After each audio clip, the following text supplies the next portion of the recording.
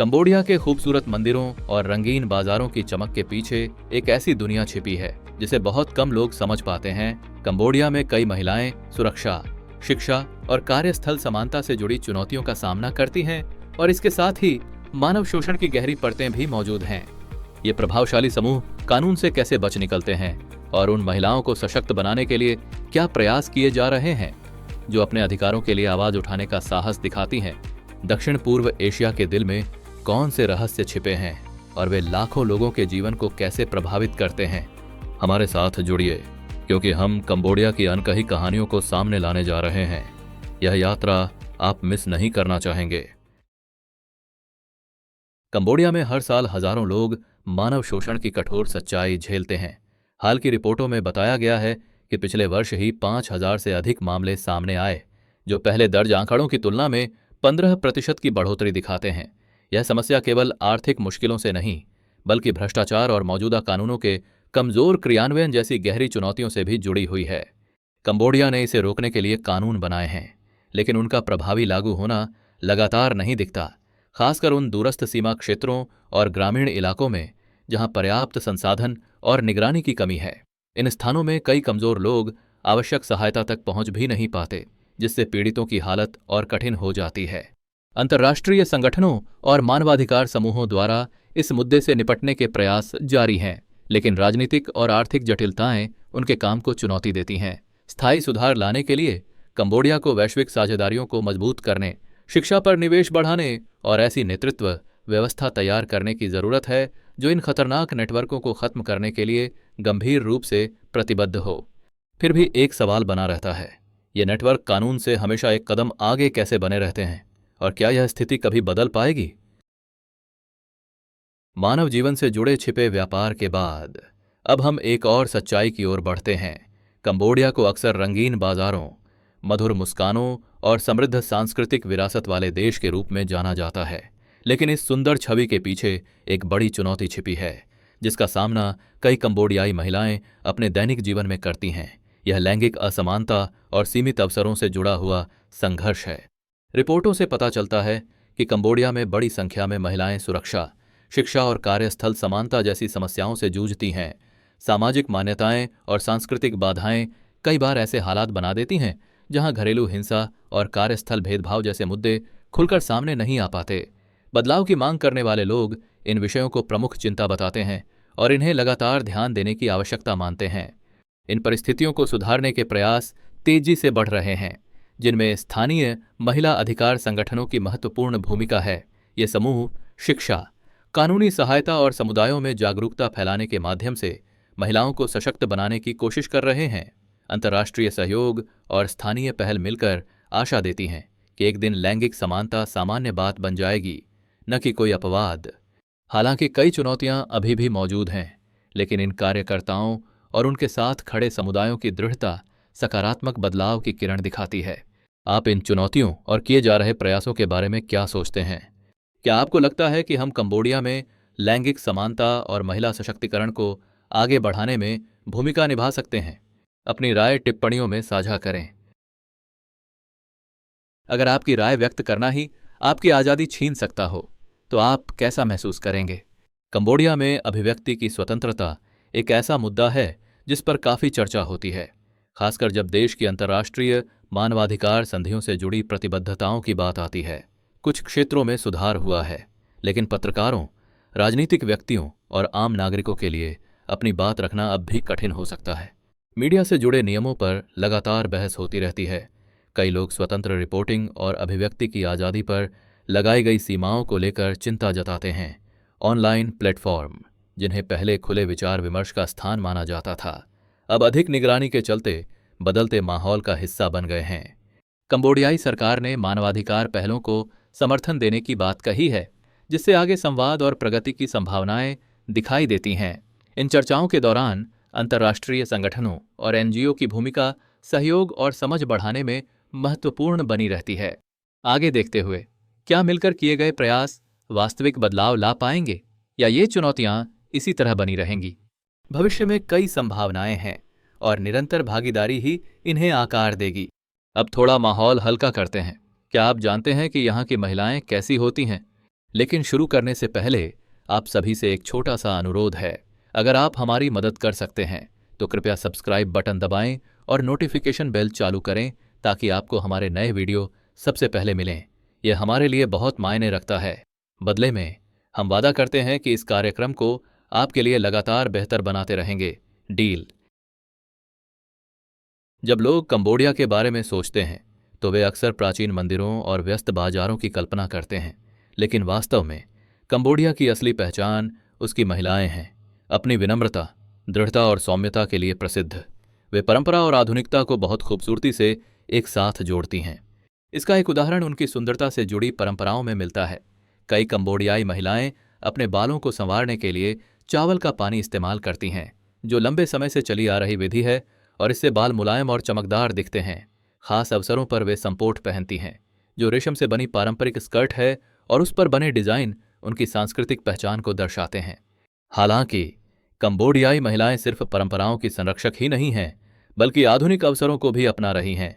Miss Cambodia जैसे मंच और सोशल मीडिया की बढ़ती पहुंच उन्हें वैश्विक स्तर पर अपनी प्रतिभा दिखाने का मौका देती है।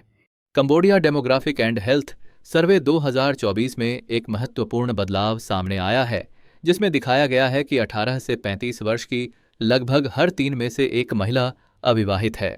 खासकर फनोम पेन्ह जैसे शहरी क्षेत्रों में कई महिलाएं अब शिक्षा, करियर और व्यक्तिगत विकास को प्राथमिकता दे रही हैं।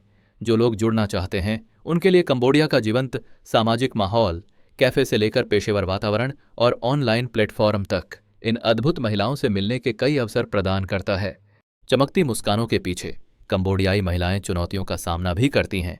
कठिन परिस्थितियों में उनका साहस और आगे बढ़ने की क्षमता वास्तव में प्रेरणादायक है। और क्या हो अगर जीवन साथी की तलाश सिर्फ एक गुलाबी पर्दे से जताई जा सके। कंबोडिया में यह अनोखी और गहरी परंपरा कई पीढ़ियों से खमेर विवाह संस्कृति का हिस्सा रही है। पारंपरिक त्योहारों या विशेष अवसरों पर एक युवा महिला की खिड़की या दरवाजे पर गुलाबी पर्दा लगाया जाता है, जो यह संकेत देता है कि वह एक गंभीर संबंध की तलाश में है। लेकिन रोचक बात यह है कि कई संस्कृतियों की तयशुदा शादी की परंपराओं के विपरीत इस रिवाज में पूरा निर्णय महिला के हाथ में होता है। जो भी व्यक्ति रुचि दिखाता है, उसे रिश्ता आगे बढ़ाना है या नहीं, यह पूरी तरह महिला तय करती है। आजकल गुलाबी पर्दे कम दिखाई देती हैं, लेकिन उनके द्वारा दर्शाए गए मूल्य अभी भी कायम हैं। ग्रामीण इलाकों में जहां परंपराएं मजबूत बनी रहती हैं, ये पर्दे महिलाओं की स्वतंत्रता का सुंदर प्रतीक हैं। वहीं शहरों की महिलाएं सामाजिक कार्यक्रमों से लेकर डेटिंग ऐप्स जैसे आधुनिक तरीकों को अपना रही हैं। आप इस गुलाबी पर्दे की परंपरा और इसमें दर्शाई गई स्वतंत्रता के बारे में क्या सोचते हैं? अपनी राय, अनुभव या किसी ऐसी ही परंपरा के बारे में नीचे टिप्पणियों में साझा करें। जहां गुलाबी पर्दे जैसी परंपराएं कंबोडिया की खूबसूरती को दर्शाती हैं, वहीं देश का एक और पहलू छाया में मौजूद है, जहां प्रभावशाली अपराध नेटवर्क बड़ी ताकत रखते हैं। इनमें से कई आपराधिक समूह इसलिए फलते फूलते हैं क्योंकि कुछ अधिकारी नजरें चुरा लेते हैं या इससे भी बुरा खुद इसमें शामिल हो जाते हैं। उनका प्रभाव सरकारी कार्यालयों तक फैलता है, जिससे अवैध गतिविधियां बिना रोक टोक जारी रहती हैं। उदाहरण के लिए यूएनओडीसी ने बताया है कि दक्षिण पूर्व एशिया में हर्बल तस्करी के बढ़ते नेटवर्क कंबोडिया को एक ट्रांजिट हब की तरह उपयोग कर रहे हैं। यह शक्ति संतुलन आम लोगों के लिए भय का माहौल बना देता है, जहां उन्हें पता ही नहीं होता कि किस पर भरोसा किया जाए। कानून प्रवर्तन एजेंसियां अक्सर कम संसाधनों से जूझती हैं, जिससे इन संचालन को रोकना और मुश्किल हो जाता है। इन अपराधों के कारण विदेशी निवेश भी प्रभावित होता है, क्योंकि कंपनियां ऐसे माहौल में काम करने से हिचकिचाती हैं जहां सुरक्षा और कानून का पालन अनिश्चित हो। तो क्या इसका मतलब है कि कंबोडिया का भविष्य भी इसी दिशा में आगे बढ़ेगा? क्या एक ऐसा देश जहां संगठित अपराध और भ्रष्टाचार गहरे जड़ें जमा चुके हैं कभी पूरी तरह मुक्त हो सकता है, या फिर ये छिपी शक्तियां लंबे समय तक इसके विकास को प्रभावित करती रहेंगी? क्या कारण है जो परिवारों को पलायन करने पर मजबूर करता है और पूरी समुदायों को बदल देता है? जानने के लिए जुड़े रहें। अपराध और भ्रष्टाचार सिर्फ छिपकर काम नहीं करते, वे कंबोडिया पर गहरी चोटें भी छोड़ जाते हैं, खासकर भूमि अधिकारों के उल्लंघन के रूप में। कल्पना कीजिए, सुबह उठते ही आपके घर के बाहर बुलडोजरों की आवाज आ रही हो।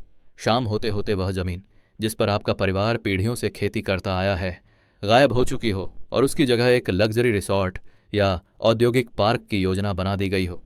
पिछले वर्ष ग्रामीण कंबोडिया में हजारों परिवारों को उनकी जमीन से बेदखल कर दिया गया, अक्सर बिना उचित मुआवजे के। निजी कंपनियां और राजनीतिक प्रभावशाली लोग सेना या पुलिस के समर्थन से विकास के नाम पर समुदायों को उनकी भूमि से हटा देते हैं। लेकिन जिनके लिए यह जमीन जीवन का आधार थी, उनके लिए यह विकास नहीं बल्कि सब कुछ खो देना होता है, जिसमें घर, खेत और साफ पानी जैसी जरूरतें शामिल हैं। ये घटनाएं अलग अलग नहीं हैं, यह एक व्यापक पैटर्न का हिस्सा है जहां बड़े व्यवसाय और भ्रष्ट अधिकारी मुनाफे को लोगों से ऊपर रखते हैं। जमीन अक्सर प्रभावशाली कंपनियों को सौंप दी जाती है जो बड़े प्रोजेक्ट्स का वादा करती हैं, लेकिन अंत में स्थानीय समुदायों को रोजगार और जीवन के साधनों से वंचित छोड़ देती हैं। लेकिन बात यहीं खत्म नहीं होती। मीडिया पर नियंत्रण और अभिव्यक्ति की स्वतंत्रता पर रोक कंबोडियाई लोगों की स्थिति को और कठिन बना देती है। जब सच्चाई को ही दबा दिया जाए, तब आगे क्या होता है? कंबोडिया में अभिव्यक्ति की स्वतंत्रता पर बातचीत दिनों दिन अधिक महत्वपूर्ण होती जा रही है, भले ही यह विश्व स्तर पर उतनी दिखाई न देती हो। पत्रकारों को अनेक चुनौतियों का सामना करना पड़ता है, जिनमें निगरानी, दबाव और कानूनी कार्रवाई का जोखिम शामिल है, जबकि वे शासन और सामाजिक मुद्दों पर प्रकाश डालने की कोशिश करते हैं। इसका असर पारंपरिक मीडिया से आगे तक जाता है। सोशल मीडिया, जिसे कभी खुले संवाद का स्थान माना जाता था, अब अधिक निगरानी के बीच काम कर रहा है। कंबोडिया में फेसबुक और टेलीग्राम जैसे प्लेटफॉर्म संचार के लिए लोकप्रिय हैं, लेकिन लोग अब अधिकारियों की आलोचना वाले विचार व्यक्त करने में सावधानी बरतते हैं, क्योंकि इससे कानूनी मुश्किलें या अन्य समस्याएं हो सकती हैं। यह सतर्क संवाद का माहौल समाज पर व्यापक प्रभाव डालता है। जब विविध विचारों तक पहुंच कम हो जाती है, तो सूचित निर्णय लेना कठिन हो जाता है और जवाबदेही की संभावनाएं भी कम होती हैं। इन परिस्थितियों को समझने से हम यह बेहतर जान सकते हैं कि खुले और पारदर्शी संवाद का एक संतुलित और प्रगतिशील समाज बनाने में कितना महत्व है। एक देश की तेज आर्थिक प्रगति उसके ही लोगों के इतने बड़े हिस्से को पीछे कैसे छोड़ सकती है? फनोम पेन्ह और सिएम रीप जैसे कंबोडिया के तेजी से बढ़ते शहरी केंद्रों के बावजूद गरीबी अब भी लाखों लोगों की कड़वी हकीकत है। खासकर ग्रामीण क्षेत्रों में 60% से अधिक कंबोडियाई आज भी कृषि पर निर्भर हैं, लेकिन यह काम कम वेतन और बाढ़ तथा सूखे जैसी प्राकृतिक आपदाओं के लगातार खतरे से भरा हुआ है। जहां राजधानी के चमकते गगनचुंबी भवन विकास को दर्शाते हैं, वहीं ग्रामीण समुदायों को गुणवत्तापूर्ण शिक्षा और स्वास्थ्य सेवाओं जैसी मूलभूत सुविधाओं की भारी कमी का सामना करना पड़ता है। इन क्षेत्रों में कई बच्चे अपने परिवारों का सहारा बनने के लिए जल्दी स्कूल छोड़ देते हैं, जिससे गरीबी का चक्र कभी खत्म नहीं होता। सरकारी और विदेशी निवेश अक्सर शहरी केंद्रों और पर्यटक स्थलों पर केंद्रित होता है, जिससे ग्रामीण आबादी को खुद संघर्ष करना पड़ता है। गांवों में काम करने वाले किसान और मजदूरों के लिए प्रगति एक दूर का सपना लगती है। जैसे जैसे कंबोडिया के शहर फैलते जा रहे हैं, प्राकृतिक परिदृश्य गंभीर चुनौतियों का सामना कर रहे हैं। कभी हरे भरे जंगल, जो वन्य जीवों का घर थे और कई समुदायों की आजीविका का आधार थे, चिंताजनक गति से नष्ट हो रहे हैं। वर्षों में व्यापक कटाई ने जंगलों को भारी नुकसान पहुंचाया है, जिससे लाखों हेक्टेयर इलाके प्रभावित हुए हैं। लेकिन यह पर्यावरणीय कहानी का सिर्फ एक हिस्सा है। वे नदियां, जिन्होंने कभी समृद्ध पारिस्थितिकी तंत्रों को सहारा दिया था, अब दबाव में हैं। औद्योगिक गतिविधियों और सीमित निगरानी के कारण पानी की गुणवत्ता संबंधी समस्याएं बढ़ी हैं, जिससे मछली पालन और सार्वजनिक स्वास्थ्य प्रभावित होता है।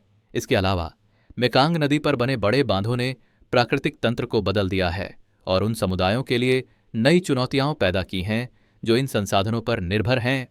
ये पर्यावरणीय चुनौतियां जटिल हैं और अक्सर गहरे तंत्रगत मुद्दों से जुड़ी होती हैं। संसाधनों की सुरक्षा के लिए नियम तो मौजूद हैं, लेकिन उनका प्रभावी क्रियान्वयन अभी भी धीमी गति से आगे बढ़ रहा है। अधिक सहयोग और जागरूकता के साथ ऐसे टिकाऊ समाधान संभव हैं जो विकास और पर्यावरण संरक्षण के बीच संतुलन स्थापित कर सकें। अगले हिस्से में हम देखेंगे कि स्वास्थ्य सेवाओं तक पहुंच कंबोडिया के ग्रामीण समुदायों को कैसे प्रभावित करती है और इस अंतर को कम करने के लिए कौन सी पहलें शुरू की जा रही हैं। जुड़े रहें। कल्पना कीजिए कि आपको तुरंत चिकित्सा सहायता की जरूरत है, लेकिन आपको कई किलोमीटर पैदल चलकर क्लिनिक तक पहुंचना पड़े और पहुंचकर पता चले कि वहां न उपकरण हैं, न पर्याप्त स्टाफ। जहां फनोम पेन्ह जैसे शहरों में आधुनिक अस्पताल हैं, वहीं ग्रामीण समुदाय अक्सर कम कर्मचारियों वाले क्लिनिकों पर निर्भर रहते हैं, जिनमें पुराने उपकरण और सीमित संसाधन होते हैं। इस असमानता के कारण कई लोगों को साधारण उपचार के लिए भी दूर शहरों तक यात्रा करनी पड़ती है। ये यात्राएं शारीरिक रूप से थका देने वाली और आर्थिक रूप से बोझिल हो सकती हैं, खासकर उन परिवारों के लिए जो पहले से ही कठिनाइयों का सामना कर रहे हैं। इसके अलावा स्वास्थ्य व्यवस्था की अक्षमताएं स्थिति को और जटिल बना देती हैं, जैसे उपचार तक पहुंचने में दिक्कतें या दवाइयां प्राप्त करने में समस्याएं, जो कभी महंगी होती हैं या उनकी गुणवत्ता सुनिश्चित नहीं होती। जीवन से जुड़ी इतनी महत्वपूर्ण व्यवस्था इतने लोगों को पीछे कैसे छोड़ सकती है? क्या बदलाव की उम्मीद की जा सकती है जब भ्रष्टाचार गहरी जड़ें जमा चुका हो? कौन सी बाधाएं युवाओं को स्कूल जाने से रोक रही हैं और इसका देश के भविष्य पर क्या प्रभाव पड़ेगा? किसी देश का भविष्य खोलने के लिए क्या आवश्यक है? कंबोडिया के लिए इसका उत्तर शिक्षा में है, लेकिन गुणवत्तापूर्ण स्कूलों तक पहुंच अभी भी एक बड़ी चुनौती है, खासकर ग्रामीण इलाकों में। देश भर के गांवों में बच्चे अक्सर स्कूल पहुंचने के लिए कई किलोमीटर पैदल चलते हैं। लंबी दूरी और पारिवारिक जिम्मेदारियां मिलकर अनेक बच्चों को प्राथमिक शिक्षा पूरी होने से पहले ही पढ़ाई छोड़ने पर मजबूर कर देती हैं। जो बच्चे स्कूल में बने रहते हैं उन्हें भी उपयुक्त वातावरण नहीं मिलता। कई कक्षाओं में सही शिक्षण सामग्री की कमी होती है और स्कूलों में पर्याप्त स्टाफ भी नहीं होता। शिक्षक अक्सर कम प्रशिक्षित और कम वेतन पाते हैं, जिससे वे छात्रों को आधुनिक अर्थव्यवस्था में प्रतिस्पर्धा करने लायक शिक्षा देना मुश्किल पाते हैं। इन समस्याओं के कारण कंबोडिया की शिक्षा प्रणाली अंतर्राष्ट्रीय मानकों, विशेषकर प्राथमिक और माध्यमिक स्तर पर काफी पीछे रह जाती है। इसका प्रभाव व्यापक है। सीमित शिक्षा न सिर्फ व्यक्तिगत क्षमताओं को रोकती है, बल्कि राष्ट्रीय विकास को भी धीमा करती है। कम शिक्षित कार्यबल आर्थिक वृद्धि में बाधा बनता है। फिर भी शिक्षा में जीवन बदल देने की शक्ति होती है। जब युवाओं को सफलता के साधन मिलते हैं, वे अपने परिवारों, समुदायों और देश के उज्ज्वल भविष्य के निर्माता बन जाते हैं। क्या कंबोडिया इस चुनौती का सामना कर शिक्षा के अंतर को कम कर पाएगा? समय बताएगा। अगर वह संस्कृति जिसे आप पितृसत्तात्मक मानते थे वास्तव में मातृसत्तात्मक परंपराओं में जड़ें रखती हो, तो यह प्रथा इतनी अनोखी क्यों है? जुड़े रहिए। एक चौंकाने वाला सच यह है कि खमेर मातृसत्तात्मक प्रणाली आम धारणाओं से बिल्कुल अलग है और लिंग भूमिकाओं तथा पारिवारिक जीवन पर एक अनोखा दृष्टिकोण प्रस्तुत करती है। इस परंपरा की जड़ें चांग और नांग पहाड़ियों की कथा में मिलती हैं। कहानी के अनुसार एक पति पहाड़ बनाने की प्रतियोगिता में अपनी पत्नी से हार गया और परिणाम स्वरूप उसे पत्नी के घर जाकर रहना पड़ा। यह उसकी शक्ति और स्वतंत्रता का प्रतीक माना गया। इस कथा ने उस सांस्कृतिक प्रथा की नींव रखी जो आज भी जारी है। जब खमेर महिलाएं विवाह करती हैं तो उनके पति आम तौर पर पत्नी के परिवार के घर में रहने जाते हैं। यह परंपरा बेटी की देखभाल और व्यावहारिकता पर जोर देती है। महिलाओं को परिवार का आधार माना जाता है, खासकर बुजुर्ग माता पिता की देखभाल और घर संभालने में। विचार सरल है, बेटी पास रहती है ताकि वह समर्थन दे सके और पति इस व्यवस्था के अनुसार ढल जाता है। तलाक के मामलों में भी बच्चे आमतौर पर मां के पास रहते हैं, जो महिलाओं की देखभाल करने की भूमिका में समाज के विश्वास को दर्शाता है। क्या आपने कभी सोचा है कि एक साधारण इशारा किसी संस्कृति के मूल्य कितने गहराई से दिखा सकता है? आपके हाथों की ऊंचाई आपके रिश्ते के बारे में क्या बताती है? कंबोडिया में संप्यह सिर्फ एक अभिवादन नहीं है, यह सम्मान, कृतज्ञता या यहां तक कि माफी भी व्यक्त कर सकता है। हथेलियों को प्रार्थना की तरह जोड़कर और हल्के झुकाव के साथ किया जाने वाला यह इशारा हाथों की ऊंचाई और झुकाव की गहराई के अनुसार बदलता है। उदाहरण के लिए भिक्षुओं या बुजुर्गों के लिए गहरा झुकाव दिखाया जाता है, जबकि दोस्तों के लिए हल्का सा सिर झुकाना काफी होता है। संप्यह की विशेष बात यह है कि विदेशियों को इसे अपनाने के लिए गर्मजोशी से प्रोत्साहित किया जाता है। कंबोडियाई इसे सांस्कृतिक सम्मान का संकेत मानते हैं। हैंडशेक की तुलना में संप्यह विनम्रता और पारस्परिक स्वीकार्यता से जुड़ा एक गहरा संबंध दर्शाता है। कंबोडिया के आधुनिक होने के बावजूद संप्यह आज भी रोजमर्रा की परंपरा है, जो पुरानी संस्कृति और आधुनिक जीवन के बीच सेतु का काम करती है। चाहे आप किसी ग्रामीण बाजार में हों या फनोम पेन्ह के व्यस्त कार्यालय में, यह इशारा समान गर्माहट लेकर आता है। लेकिन कंबोडिया की और कौन सी सामाजिक परंपराएं आपको हैरान कर सकती हैं? क्या आप जानते हैं कि यहाँ पैरों की दिशा या किसी के सिर को छूना कितना महत्वपूर्ण माना जाता है? खमेर संस्कृति में सिर को शरीर का सबसे पवित्र हिस्सा माना जाता है। जो आत्मा और चेतना का प्रतीक है। इसलिए किसी के सिर को छूना, चाहे अनजाने में ही क्यों न हो, अत्यंत असम्मानजनक माना जाता है। इसके विपरीत पैर को शारीरिक और प्रतीकात्मक रूप से सबसे नीचा और गंदा हिस्सा माना जाता है। यह अंतर रोजमर्रा के व्यवहार और धार्मिक परंपराओं को गहराई से प्रभावित करता है। उदाहरण के लिए, अपने पैरों को किसी व्यक्ति या बुद्ध प्रतिमा जैसे पवित्र वस्तुओं की ओर करना अशिष्ट माना जाता है। मंदिर जा रहे हैं, बैठने के तरीके पर ध्यान दें। अपने पैरों को अपने पीछे मोड़कर रखें और कभी भी वे वेदी की ओर न हों। ये छोटे प्रतीत होने वाले इशारे सम्मान और श्रद्धा से जुड़े गहरे सांस्कृतिक मूल्यों को दर्शाते हैं। विदेशियों से हर नियम जानने की उम्मीद नहीं की जाती, लेकिन इन परंपराओं के प्रति जागरूकता दिखाना सद्भाव और समझ बढ़ाने में लंबा रास्ता तय करता है। क्या आपने कभी अपने जीवन की योजनाएं सितारों के अनुसार बनाई हैं? कंबोडिया में ज्योतिष महत्वपूर्ण निर्णय लेने में बड़ी भूमिका निभाता है। चाहे शादी की तारीख चुनना हो, नए घर में प्रवेश करना हो या व्यवसाय शुरू करना हो, कई कंबोडियाई सही समय जानने के लिए एक क्रू यानी पारंपरिक ज्योतिषी से सलाह लेते हैं। ये आध्यात्मिक प्रथाएं उन प्राचीन मान्यताओं से जुड़ी हैं जो आज भी आधुनिक जीवन को प्रभावित करती हैं। रंगों का भी खमेर संस्कृति में विशेष महत्व है। सप्ताह का हर दिन एक विशिष्ट रंग से जुड़ा होता है, जिसके बारे में माना जाता है कि वह सौभाग्य लाता है या ब्रह्मांडीय ऊर्जा से तालमेल रखता है। सोमवार को अक्सर सफ़ेद रंग से जोड़ा जाता है, जो पवित्रता का प्रतीक है, जबकि रविवार को लाल रंग प्रमुख होता है, जो शक्ति और ऊर्जा का प्रतिनिधित्व करता है। खास अवसरों पर लोग इन रंगों को पहनते हैं ताकि सकारात्मकता और सामंजस्य आकर्षित कर सकें। ये परंपराएं दिखाती हैं कि कंबोडियाई लोग आध्यात्मिकता को अपने दैनिक जीवन में किस तरह शामिल करते हैं, जिससे संतुलन और उद्देश्य की भावना बनती है। लेकिन और कौन सी सांस्कृतिक परंपराएं हैं जो कंबोडियाई पहचान को आकार देती हैं? अब हम कंबोडिया की पाक परंपराओं की स्वाद भरी यात्रा पर चलेंगे, जहां प्रहोक और क्षेत्रीय व्यंजनों के अनोखे स्वाद हमारा इंतजार कर रहे हैं। क्या एक ही सामग्री एक देश की पूरी पाक पहचान को निर्धारित कर सकती है? कंबोडिया के लिए यह प्रहोक है, एक तीखी किण्वित मछली की पेस्ट जो जितनी प्रतिष्ठित है उतनी ही रोजमर्रा की रसोई का हिस्सा भी। इसकी तेज सुगंध और गहरे स्वाद के कारण प्रहोक का उपयोग सॉस से लेकर स्ट्यू तक हर व्यंजन में होता है। स्थानीय लोग इसे बेहद पसंद करते हैं, जबकि आगंतुक इसे अक्सर अविस्मरणीय अनुभव बताते हैं। इसकी तीव्र गंध के कारण इसे कंबोडियाई चीज भी कहा जाता है और सदियों से यह खमेर भोजन का केंद्र रहा है। प्रहोक से आगे बढ़कर कंबोडिया का पाक विविधता उसके क्षेत्रीय स्वादों को दर्शाती है। नुम बनह चोक, जिसे अक्सर खमेर नूडल्स कहा जाता है, सुगंधित मछली आधारित शोरबे में परोसे जाने वाले चावल के नूडल्स का लोकप्रिय नाश्ता है, जिसे ताजी जड़ी बूटियों और सब्जियों के साथ खाया जाता है। इसके विपरीत कुइतीव, जो पोर्क या बीफ नूडल सूप है, फनोम पेन्ह जैसे शहरी जिलों में बेहद लोकप्रिय है और यह शहर और परंपरा के मेल को दर्शाता है। कंबोडिया का हर क्षेत्र अपनी अलग पहचान और स्वाद थाली में लाता है, जिससे वहाँ के लोगों की जीवन शैली और इतिहास की झलक मिलती है। व्यस्त स्ट्रीट फूड बाजारों से लेकर परिवार की रसोई तक, कंबोडियाई भोजन एक संवेदी यात्रा है जो लोगों को उनकी भूमि और संस्कृति से जोड़ती है।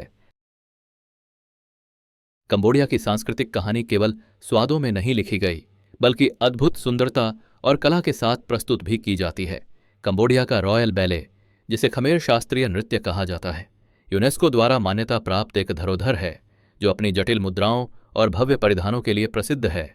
महत्वपूर्ण समारोहों और त्योहारों में प्रस्तुत किया जाने वाला यह नृत्य केवल मनोरंजन नहीं है, बल्कि खमेर साम्राज्य की आध्यात्मिक और कलात्मक विरासत का जीवंत रूप है। उंगलियों की हल्की सी वक्रता से लेकर झुकने की सौम्य शैली तक, हर आंदोलन पौराणिक कथाएं, इतिहास और भक्ति की कहानियां कहता है।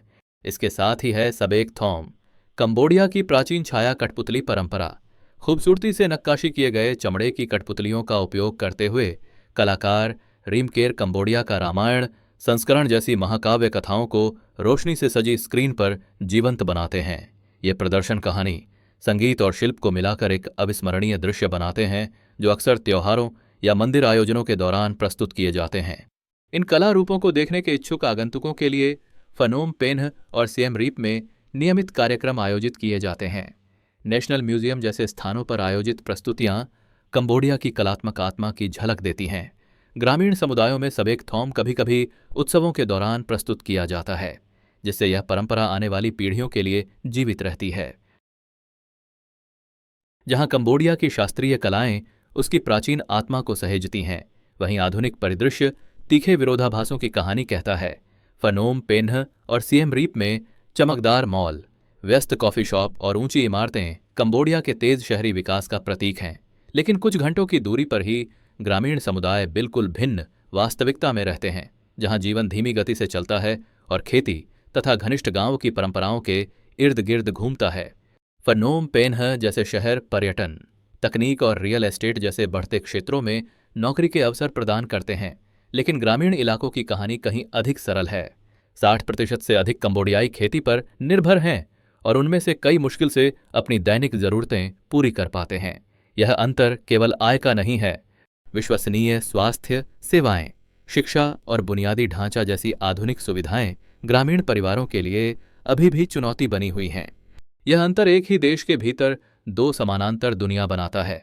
एक तरफ शहर का निवासी जो भीड़भाड़ वाले कैफे में स्मार्टफोन पर स्क्रॉल कर रहा है, और दूसरी तरफ किसान जो तेज धूप में धान के खेतों में काम कर रहा है।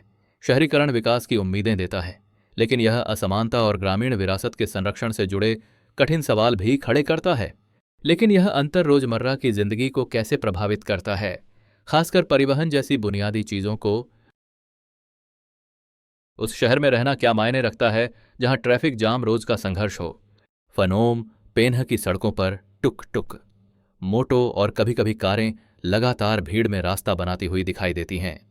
कई कंबोडियाई लोगों के लिए ये वाहन सिर्फ साधन नहीं, बल्कि तेजी से बढ़ते शहरी माहौल में जीवन की जरूरत है।